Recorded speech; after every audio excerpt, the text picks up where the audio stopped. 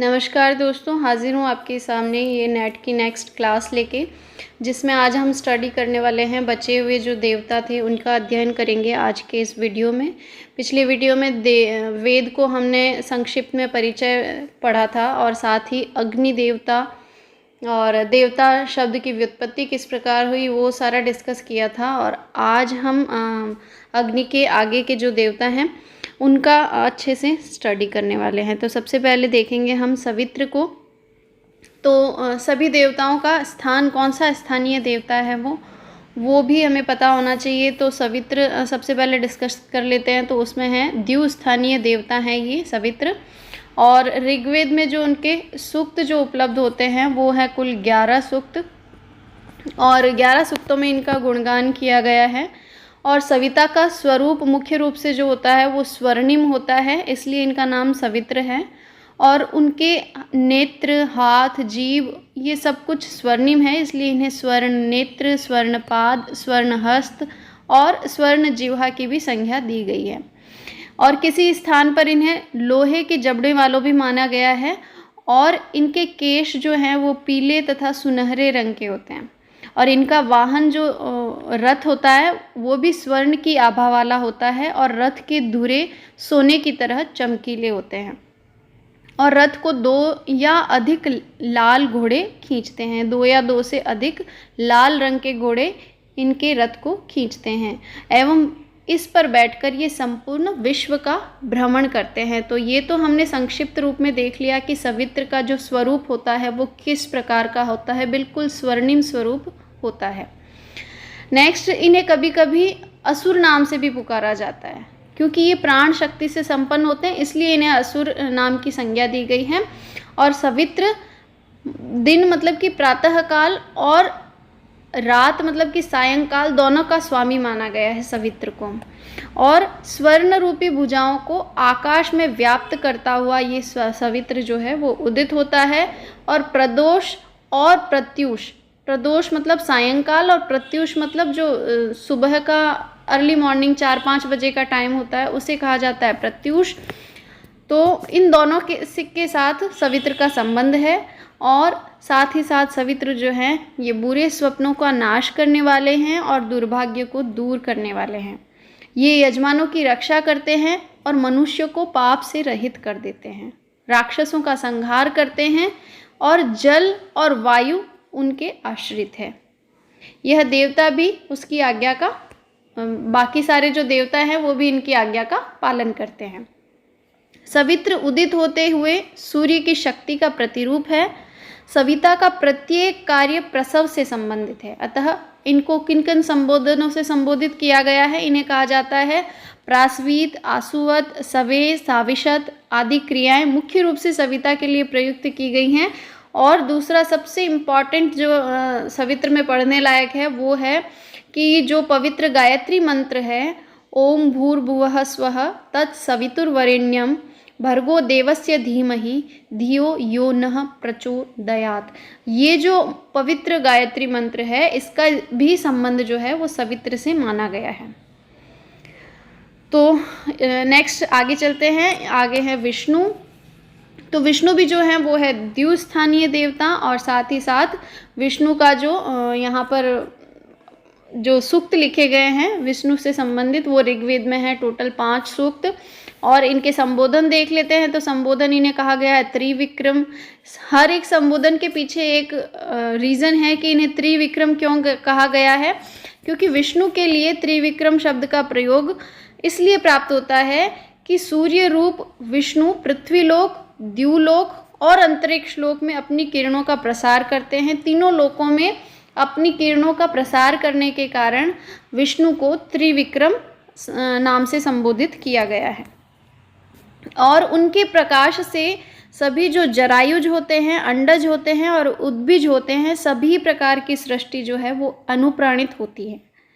और विष्णु को उरुक्रम, उरुगाय भी कहा गया है, जिनका अर्थ है महान, शक्तिशाली एवं अनेक प्राणियों द्वारा स्तुति करने योग्य।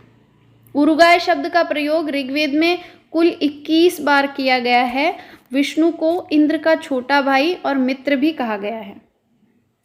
तो विष्णु को जो है इंद्र का छोटा भाई और मित्र भी कहा गया है। और इनका जो वाहन है वो है गरुड़, तो गरुड़ इनका वाहन है। नेक्स्ट आगे और भी अगर विष्णु के बारे में मैं बताऊं तो ये सभी देवताओं में सबसे अधिक क्रियाशील हैं और बाकी देवताओं की सहायता भी करते हैं। और वृत्र के वध के समय विष्णु ने इंद्र का साथ दिया था और उनका मरुतों से भी संपर्क हुआ था। पक्षियों में श्रेष्ठ गरुड़ इनका वाहन है और विष्णु के चरित्र की सबसे बड़ी विशेषता ये है कि ये गर्भ के रक्षक हैं, इसलिए गर्भाधान के निमित्त कोई भी देवताओं के साथ इनकी भी स्तुति की जाती है। जब बाकी सारे देवताओं का हम गर्भाधान के समय स्तुति करते हैं तो विष्णु की भी स्तुति उनके साथ की जाती है। ये परोपकारी होते हैं, प्रचुर धन का दान करने वाले होते हैं, उदार होते हैं, सभी के रक्षक होते हैं, विश्व का भरण पोषण करने वाले होते हैं और विष्णु को परम पद का अधिष्ठाता भी कहा गया है। उनका परम पद उच्च लोक है जहाँ मधु का सरोवर है और बड़े सींगों वाली चंचल गायें रहती हैं। पुराणों के अनुसार विष्णु लोक को गोलोक भी कहा जाता है। तो ये हो गया विष्णु के बारे में। अब हम आगे देख लेते हैं, यहाँ कुछ संबोधन मैंने लिखे हैं तो आप वो भी देख लीजिए। तो विष्णु के जो संबोधन बहुत ज़्यादा नहीं है, त्रिविक्रम, मुख्य रूप से उरुक्रम, उरुगाय, और ये सारे संबोधन इन्हें क्यों संबोधित किया जाता है इन नामों से, तो ये मैंने ऑलरेडी आपको एक्सप्लेन कर दिया है। नेक्स्ट आगे चलते हैं हम, तो आगे है इंद्र देवता जो कि हैं अंतरिक्ष स्थानीय देवता और इनके लिए ऋग्वेद में 250 सूक्त लिखे गए हैं। टोटल 250 सूक्त जो हैं इंद्र देवता के लिए ऋग्वेद में लिखे गए हैं, जो एक तरह से ऋग्वेद का चतुर्थांश है। 1/4 पार्ट जो है वो इंद्र सूक्त माना गया है पूरे ऋग्वेद का। और वैसे देखा जाए तो देवताओं में सबसे नंबर 1 पे जो है इंद्र ही आते हैं। सेकंड नंबर पे हमने पहले भी पढ़ा है अग्नि सूक्त के समय। 2 नंबर पर जो है अग्नि सूक्त को लिया गया है, अग्नि देवता को लिया गया है।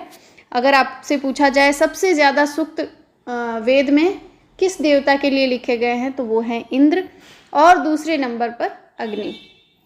तो इंद्र के बारे में देख लेते हैं। इंद्र के लिए टोटल 250 सूक्त लिखे गए हैं ऋग्वेद में, और इसके अतिरिक्त 50 सूक्त अन्य देवताओं के साथ भी उन सूक्तों में जो है इनकी स्तुति की गई है, लेकिन सिर्फ जो केवल इनके लिए लिखे गए हैं उन सूक्तों की संख्या है 250।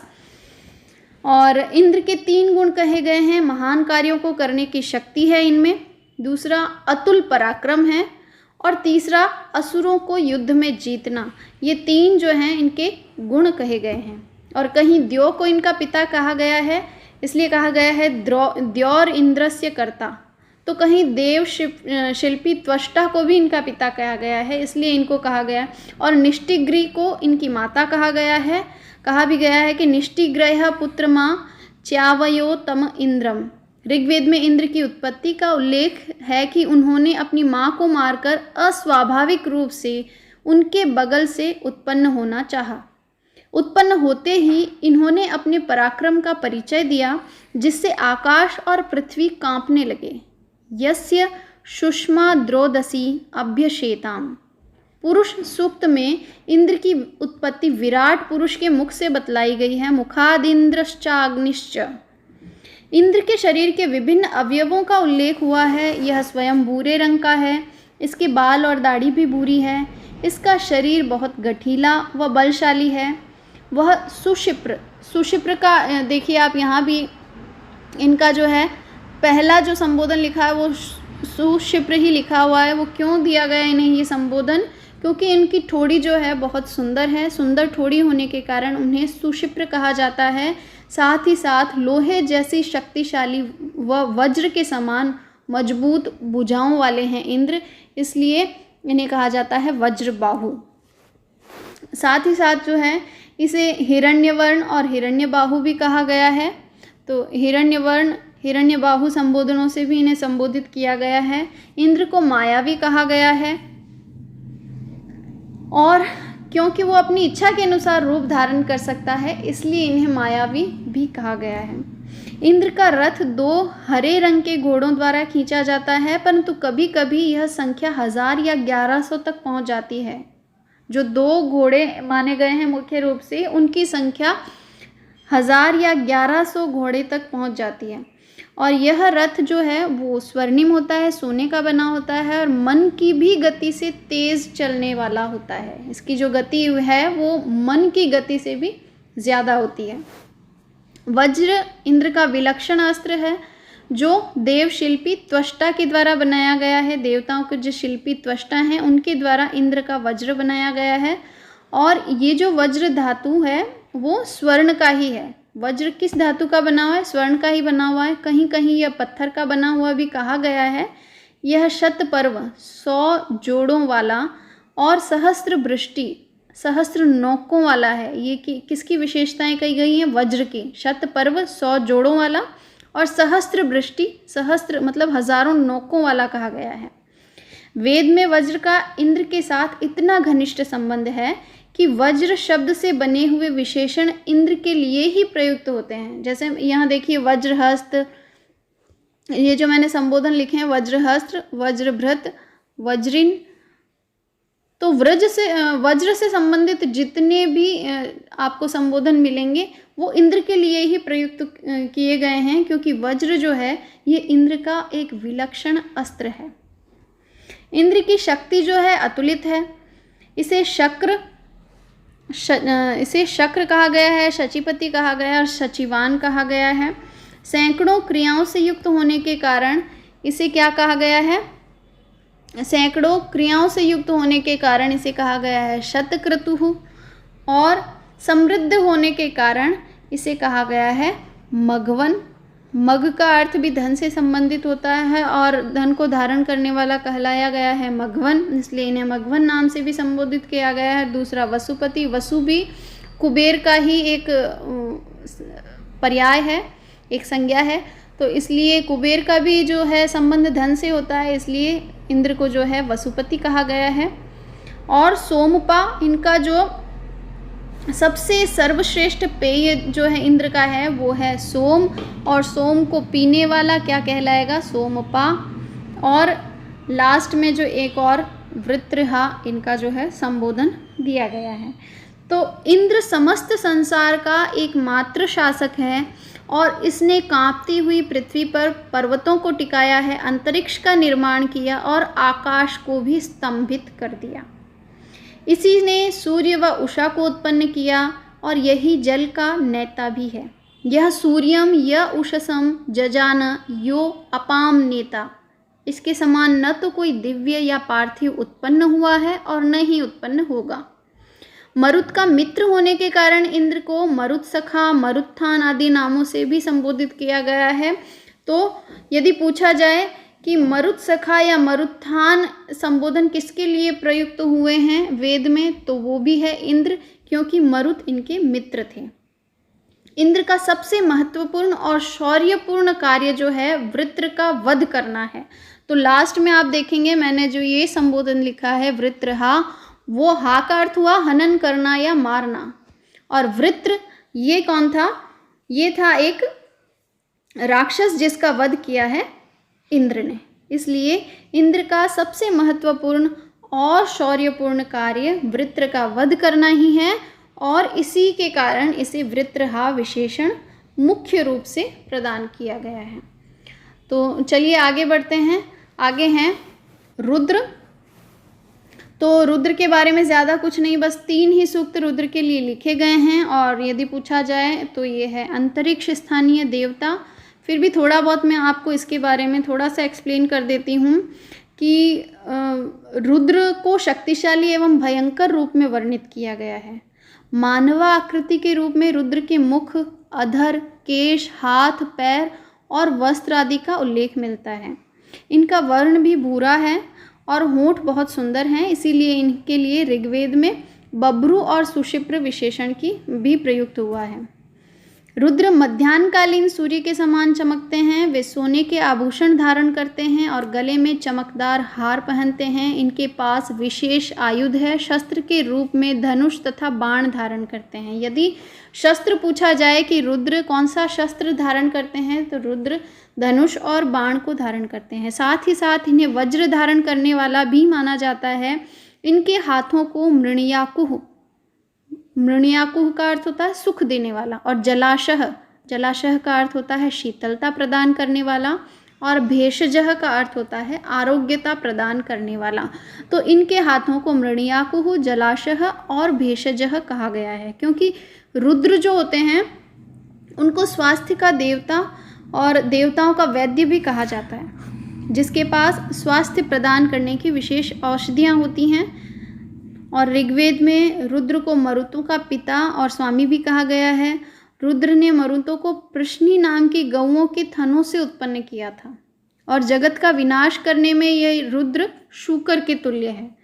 ये लाल रंग का स्वर्ण का शूकर है और उसको अरुष कहा जाता है। रुद्र को देवताओं का भी देव कहा गया है, और प्रार्थना की गई है कि वह हमें न मारे और ना ही हानि पहुंचाए। नेक्स्ट आगे बढ़ते हैं, तो आगे हैं बृहस्पति। तो बृहस्पति भी जो है वो है पृथ्वी स्थानीय देवता, और इनके लिए ऋग्वेद में जो सूक्त प्राप्त होते हैं वो हैं, सूक्तों की संख्या है 11।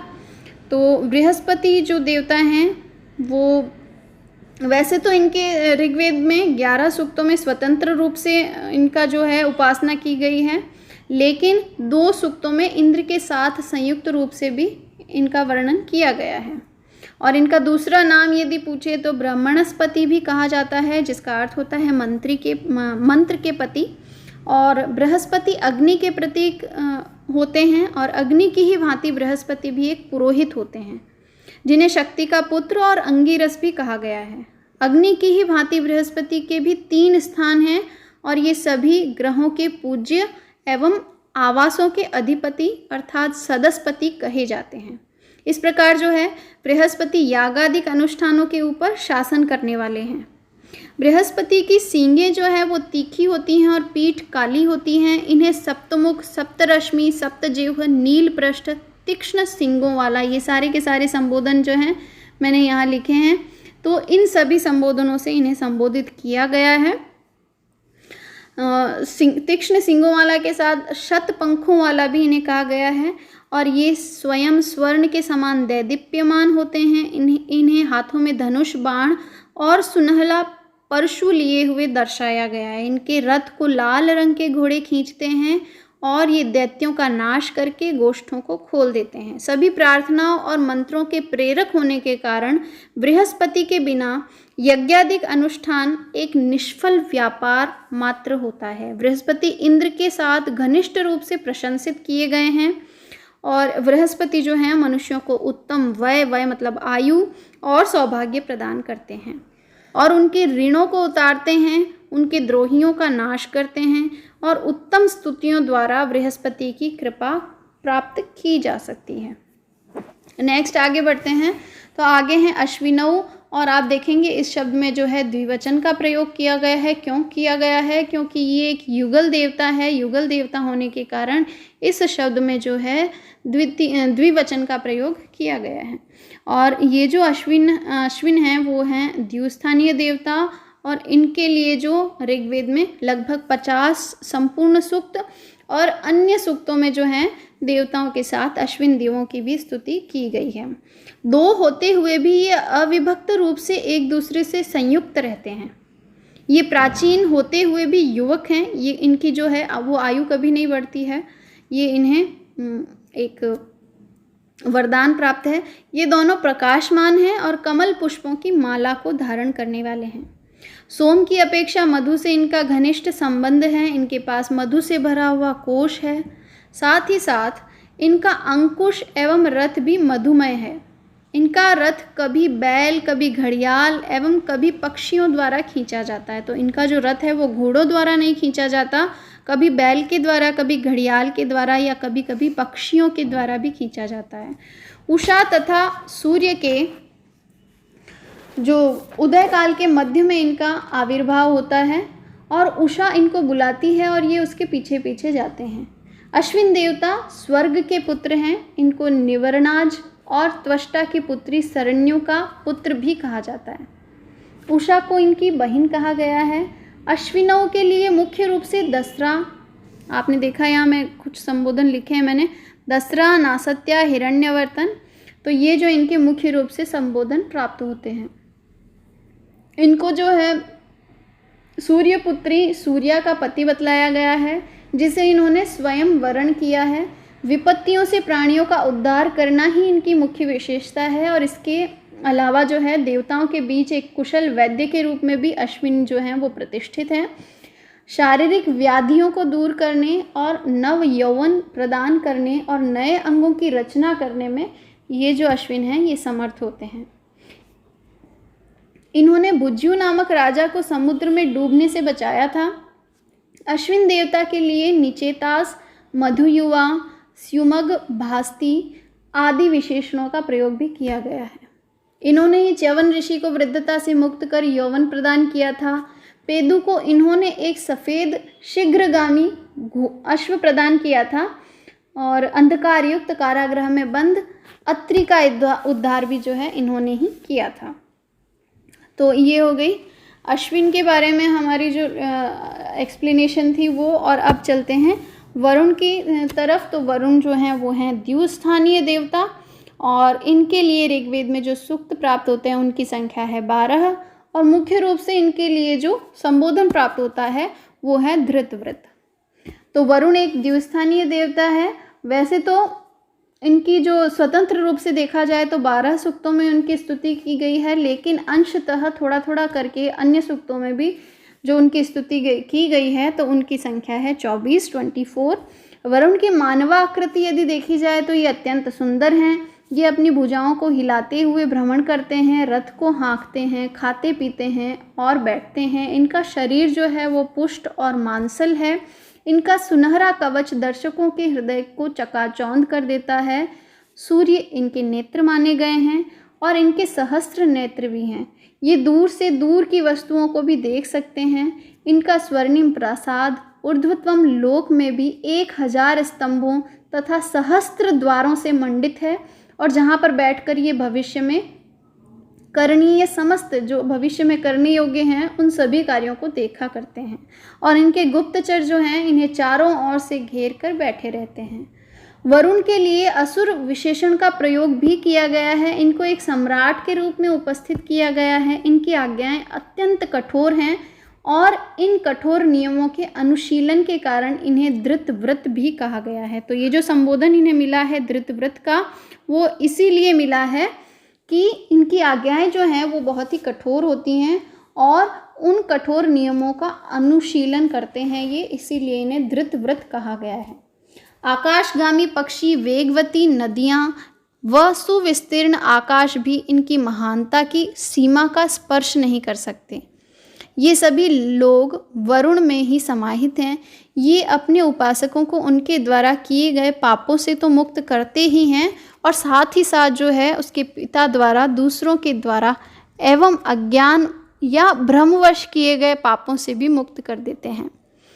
वरुण विश्व के नैतिक अध्यक्ष के रूप में प्रतिष्ठित हैं। इनके लिए क्षत्रिय, स्वराट, मायावी, उरुशंस आदि विशेषणों का भी प्रयोग प्राप्त होता है। आगे बढ़ते हैं तो आगे हैं उषस जो कि हैं द्युस्थानीय देवता और उनके लिए ऋग्वेद में जो सूक्त प्राप्त होते हैं उनकी संख्या है 20। उषा जो है शब्द ये वस दीप्तौ धातु से निष्पन्न हुआ है। ये शब्द उषा शब्द कैसे बना है तो वस दीप्तौ धातु से ये निष्पन्न हुआ है, जिसका अर्थ क्या होता है चमकना या प्रकाशित होना। उषा को एक सुंदरी नवयुवती नर्तकी के रूप में उपस्थापित किया गया है। ये नित्य नवीना होकर भी पुरानी है। ये सबके मार्ग को प्रकाशित करती हैं और अंधकार को दूर भगाती हैं। ये चमकते हुए सुसज्जित वेगवान 100 रथों पर चलती हैं, देवताओं को सोम पीने के लिए बुलाती हैं और अपने निर्धारित नियमों का पालन करने के साथ ही देवताओं की आज्ञा का उल्लंघन भी कभी नहीं करती हैं। उषा का सूर्य के साथ घनिष्ठ संबंध है और इनको विभिन्न स्थानों पर सूर्य की पत्नी, माता और बहन भी कहा गया है। सूर्य उषा का उसी प्रकार पीछा करता है जिस प्रकार कोई पुरुष किसी नव यौवना स्त्री का। उषा को रात्रि की बड़ी बहन और द्योस की पुत्री बताया गया है और उषा का संबंध अश्विनों, अग्नि, इंद्र और अन्य देवताओं के साथ है। उषा के लिए मघोनी, रेवती, विश्ववारा, दुहिता दिवह, अमृत्य केतु, सुभगा, गोमती, ऋतावरी, अश्ववती, आदि विशेषणों का प्रयोग किया गया है। उषा की स्तुति जो है प्रायः प्रकाश, धन, पुत्र और दीर्घायु के लिए की गई है। तो ये सारे संबोधन जो हैं मैंने यहाँ पर लिखे हैं, ये देखिए, गोमती, सुभगा, ऋतावरी, ये मुख्य रूप से यही संबोधन हैं जिनसे उषा को संबोधित किया गया है। तो आगे बढ़ते हैं। आगे हैं सोम, और सोम देवता जो हैं ये भी हैं पृथ्वी स्थानीय। और ऋग्वेद में यदि देखा जाए तो मुख्य रूप से ऋग्वेद के नवम मंडल में टोटल 144 सूक्तों द्वारा इनकी स्तुति की गई है, और अन्य मंडलों के 6 सूक्तों में भी इनकी स्तुति की गई है। इसके अतिरिक्त अन्य सूक्तों में अन्य देवताओं इंद्र, अग्नि, रुद्र के साथ भी इनकी स्तुति की गई है। सोम के संदर्भ में वैदिक ऋषियों के मन में इनकी कल्पना एक पौधे के रूप में अधिक थी।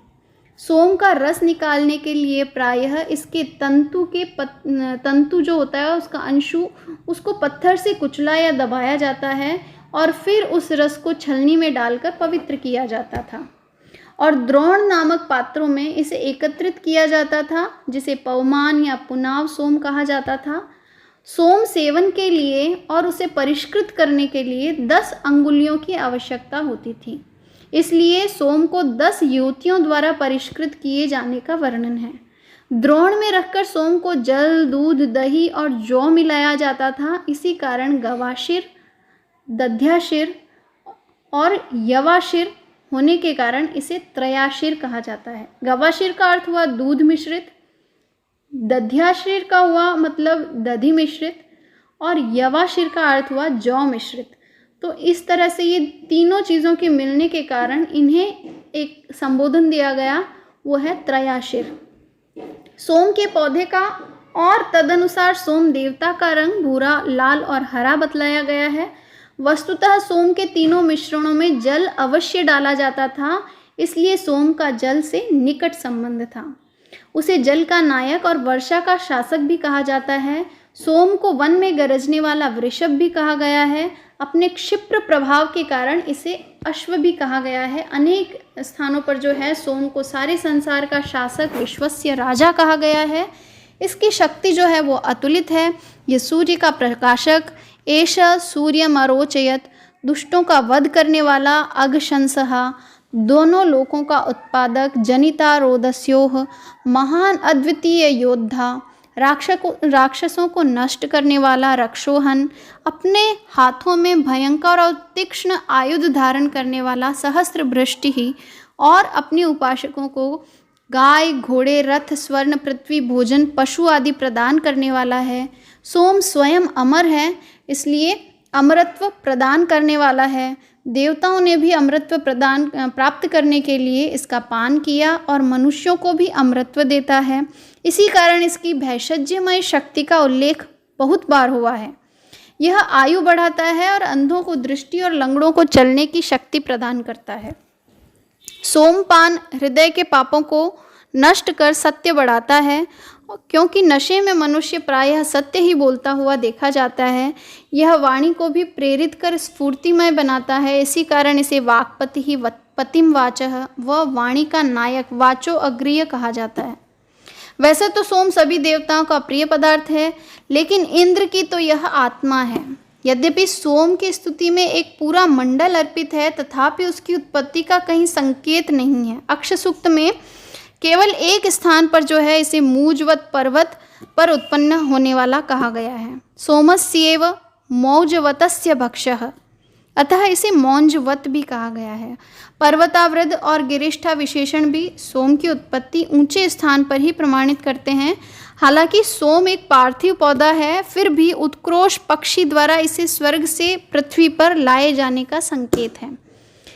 सोम की उपयोगिता देखकर इसे वेद का प्रमुख एवं महत्वपूर्ण देवता मान लिया गया है। तो दोस्तों, आज जो नेट के सिलेबस में जितने भी हमारे देवताओं का अध्ययन हमें करना था वो हम कंप्लीट कर चुके हैं। मैं इससे रिलेटेड जो मुख्य बातें आपको याद करने योग्य हैं उनकी एक टेबल तैयार करके आप लोगों को प्रोवाइड करवा दूंगी, तो आप डिस्क्रिप्शन बॉक्स एक बार ज़रूर चेक कर लें। साथ ही जो है इसी तरह से हमारी जो स्टडी को हम आने वाले वीडियोस में कंटिन्यू करने वाले हैं। ज़रा सी भी वीडियो हेल्पफुल लग रही है, आपको लग रहा है कि आप वाकई आपको इंटरेस्ट आ रहा है इस तरह से पढ़ने में, तो चैनल को ज़रूर सब्सक्राइब कर लीजिए, बेल बटन दबा दीजिए ताकि जब भी मैं वीडियो अपलोड करूं आप लोगों को सबसे पहले मिल जाए। साथ ही साथ अपने फ्रेंड्स के साथ भी ज़रूर इस वीडियो को शेयर करें, हो सकता है उनके लिए भी थोड़ा सा हेल्पफुल हो जाए। तो मिलते हैं अपनी नेक्स्ट वीडियो के साथ, तब तक के लिए बाय बाय, थैंक यू।